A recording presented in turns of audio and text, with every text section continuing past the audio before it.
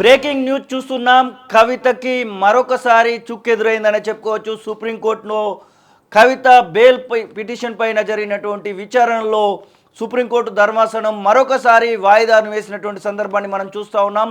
ప్రధానంగా మార్చి 15వ తారీఖు 2024న కవితను అరెస్ట్ చేసినటువంటి సందర్భం అందరికీ తెలిసిందే. దాదాపు 5 నెలలుగా పిటిషన్లు వేస్తూనే ఉంది, బెయిల్ కోసం వేచి చూస్తూనే ఉంది. కవిత తరపు న్యాయవాదులందరూ కూడా కవిత బెయిల్ కోసం అయితే శ్రమిస్తున్నటువంటి సందర్భాన్ని మనం చూస్తూ ఉన్నాం.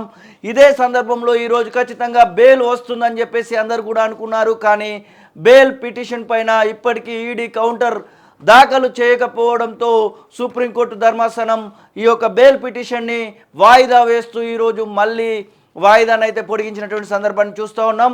ఈ నెల 27వ తారీఖు మంగళవారంకి ఈ యొక్క బెయిల్ పిటిషన్కి సంబంధించినటువంటి ఏదైతే విచారణ ఉందో విచారణను మరి ఒకసారి వాయిదా వేసినటువంటి సందర్భాన్ని అయితే మనం చూస్తూ ఉన్నాం.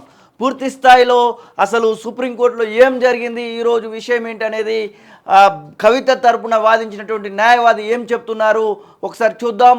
ఆ తర్వాత పూర్తి స్థాయి విశ్లేషణలోకి వెళ్దాం. ఈరోజు కవిత గారి కేసు లిస్ట్ అవ్వడం జరిగింది కోర్టులో. ఈడీ అండ్ సిబిఐ 2 మ్యాటర్లు లిస్ట్ అయినాయి. సిబిఐ నిన్న సాయంత్రం 5 గంటలకు సుమారు 5 గంటలకి వాళ్ళు కౌంటర్ ఫైల్ చేయడం జరిగింది. అది మాకు సర్వ్ చేశారు, రికార్డ్ మీద కూడా రాలేదు. వకాలత్ వేయకుండా కౌంటర్ ఫైల్ చేశారు.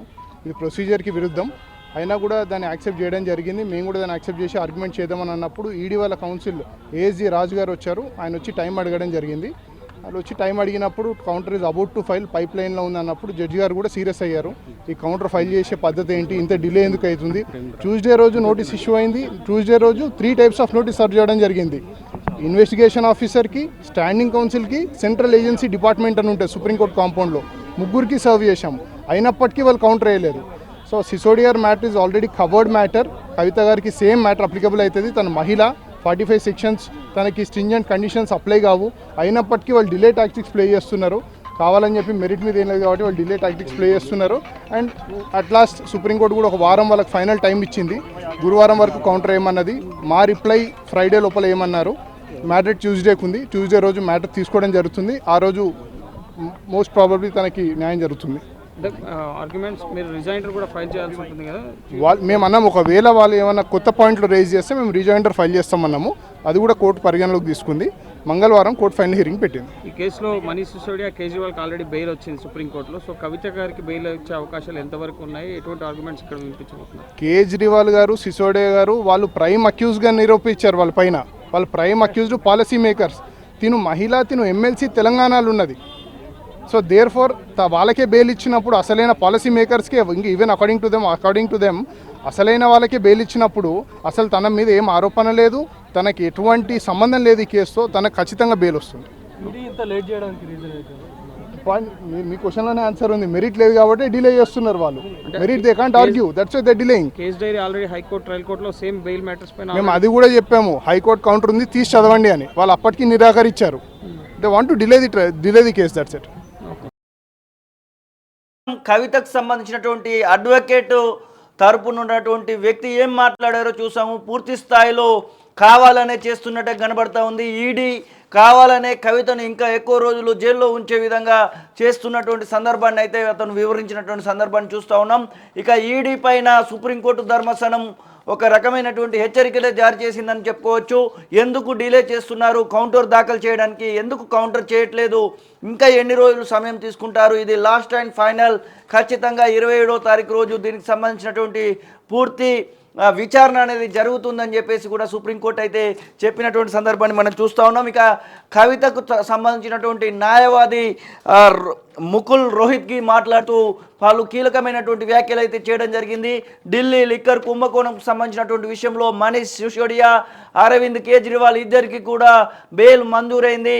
ఇక దానిలో అసలు నిందితురాలా కాదా అనేది ఇంకా తేల్చైనప్పటికీ కూడా అసలు ఎవరైతే పాలసీని రూపొందించినటువంటి వారికే పూర్తి స్థాయిలో బెయిల్ అయితే వచ్చింది. ఇప్పుడు వారు బయట ఉన్నారు. మా క్లయింట్ అయినటువంటి కవితను ఖచ్చితంగా బెయిల్ ఇవ్వాల్సిందే అంటూ ఆ యొక్క రోహిత్ ముఖర్జీ చెప్పినటువంటి సందర్భాన్ని అయితే మనం చూస్తూ ఉన్నాం. సుప్రీంకోర్టు ధర్మాసనము ఇప్పటి వరకు ఈడీ కౌంటర్ దాఖలు చేయడం పైన తీవ్రమైనటువంటి ఆగ్రహం అయితే వ్యక్తం చేసినటువంటి పరిస్థితి.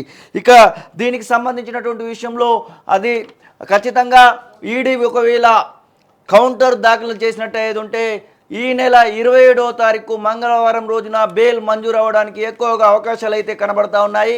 ఇదే విషయం పైన శ్రీనివాస్ గౌడ్ ఢిల్లీ వేదికగా మాట్లాడినటువంటి మాటలు ఎలా ఉన్నాయో ఒకసారి చూద్దాం.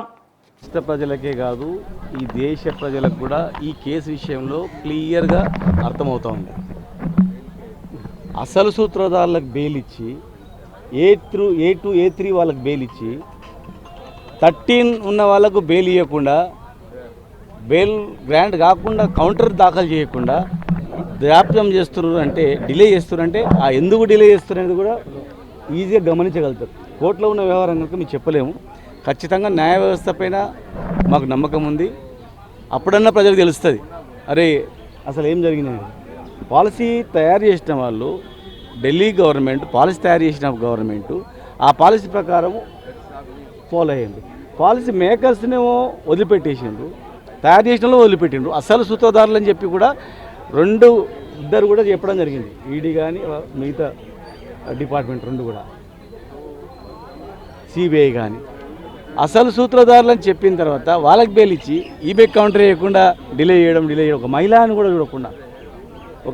కూడా చూడకుండా ఆరోపణలు చేస్తూ డిలే చేస్తూ చేయడం అనేది ఇది మంచిగా అనిపించట్లేదు. ఖచ్చితంగా జడ్జి గారు కూడా మేము చూసాం, వారు కూడా అసహనం వ్యక్తం చేయడం జరిగింది. ఖచ్చితంగా న్యాయ వ్యవస్థ పైన పూర్తి నమ్మకం ఉంది మాకు. ఖచ్చితంగా ఆమె బయటకు మీకు ఆ రోజన్నా మీకు తెలుస్తుంది, బయటికి కఠిన ముత్యాల గ్యారెంటీ వస్తుంది. ఆమె దానిలో ఏం లేదు, ఇది కావాలని చేసినటువంటి తప్ప వేరే ఏం లేదు. గ్యారెంటీగా నెక్స్ట్ మంగళవారం వస్తాను మేము భావిస్తూ ఉన్నాం. మాజీ మంత్రి శ్రీనివాస్ గౌడ్ మాట్లాడినటువంటి మాటలు విన్నాం. పూర్తి స్థాయిలో మాకు నమ్మకం ఉంది, న్యాయస్థానాలపైన మాకు నమ్మకం ఉంది, మాకు బెయిల్ వస్తుందనేటువంటి ఆశాభావాన్ని అయితే శ్రీనివాస్ గౌడ్ కూడా వ్యక్తం చేస్తున్నటువంటి సందర్భాన్ని మనం చూస్తూ ఉన్నాం. పూర్తి స్థాయిలో మనీష్ సిసోడియాకి అలాగే అరవింద్ కేజ్రీవాల్కి ఇద్దరికి కూడా బెయిల్ వచ్చి ఎవరైతే ఆ యొక్క బిల్లును రూపొందించినటువంటి వాళ్ళలో లిక్కర్ బిల్లుకు సంబంధించినటువంటి విషయంలో రూపొందించినటువంటి ప్రధానమైనటువంటి వారిని బయటికి పంపించి కవితను లోపల ఉంచడం ఏంటనేటువంటి ప్రశ్న కూడా లేవనెత్తున్నటువంటి సందర్భాన్ని మనం చూస్తూ ఉన్నాం.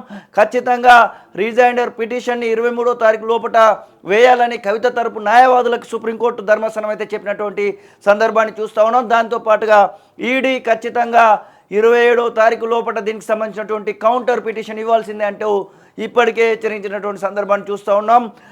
శ్రీనివాస్ గౌడ్తో పాటుగా వేముల ప్రశాంత్ రెడ్డి మాజీ మంత్రి ప్రస్తుత ఎమ్మెల్యే కూడా అక్కడికి వెళ్ళడం జరిగింది. వేముల ప్రశాంత్ రెడ్డి ఏం మాట్లాడారో చూద్దాం. కవిత గారు అమాయకురాలు అని మేము భావిస్తూ ఉన్నాం. మ్యాటర్ సబ్జుడిస్ ఉన్నది కాబట్టి ఎక్కువ మాట్లాడలేము. బట్ ఏది ఏమైనా ఇవాళ మా సీనియర్ అడ్వకేట్ గారు ముకుల్ రోహ్తగి గారి వాళ్ళ కోర్టుకు అభ్యర్థన చేసినారు. ఈ కేసులో ఉన్నటువంటి మనీష్ సిసోడియా గారికి ఆల్రెడీ బెయిల్ ఇచ్చినారు. మరి వాళ్ళ కవిత గారు కూడా దాదాపు 4.5 నెలల నుంచి జైల్లో 5 నెలలు అవుతా ఉంది, జైల్లో ఉన్నారు. ఆమె ఒక లేడీ. మరి ఆల్రెడీ మనీష్ సిసోడియా గారికి బెయిల్ ఇచ్చినారు కాబట్టి ఈమెకు కూడా బెయిల్ ఇవ్వాలి అని చెప్పి మరి అభ్యర్థించినారు కోర్టు వారిని. అయితే దాంట్లో ఈ సిబిఐ వారి తరఫున మాట్లాడుతూ వాళ్ళ అడ్వకేట్ మాట్లాడుతూ ఇంకా ఈడీ ఇంకా కౌంటర్ ఫైల్ చేయలేదు అని చెప్పినారు.